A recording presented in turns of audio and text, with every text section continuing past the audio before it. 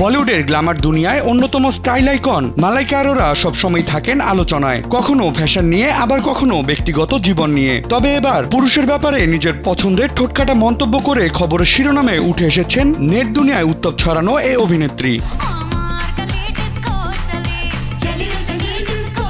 ভারতীয় গণমাধ্যমে দেওয়া এক সাক্ষাৎকারে মালাইকা বলেন, একটু রুক্ষ আর ধারালো চেহারার পুরুষ আমার বেশি পছন্দ। খুব পরিপাটি ফর্সা গোপদারি কামানো পুরুষ আমার একেবারেই ভাল লাগে না। শুধু চেহারা নয়, পুরুষের ব্যক্তিত্ব এবং আচরণ সম্পর্কেও স্পষ্ট মত প্রকাশ করেছেন এই অভিনেত্রী। তার কথায়, আমার এমন পুরুষ পছন্দ যে প্রকাশ্যে সাহসের সঙ্গে ফ্লার্ট করতে পারে, আর হ্যাঁ, ভালো চুমু খেতে পারে এমন মানুষকেই আমার আকর্ষণীয় বলে মনে হয়।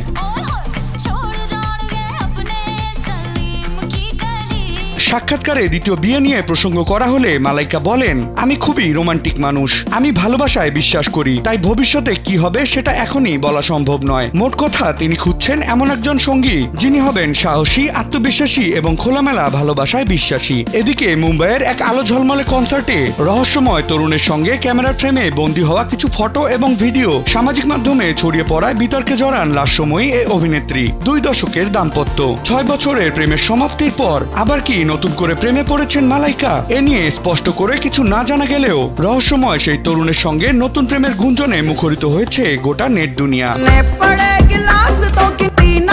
বিনোদন ডেস্ক, কালবেলা।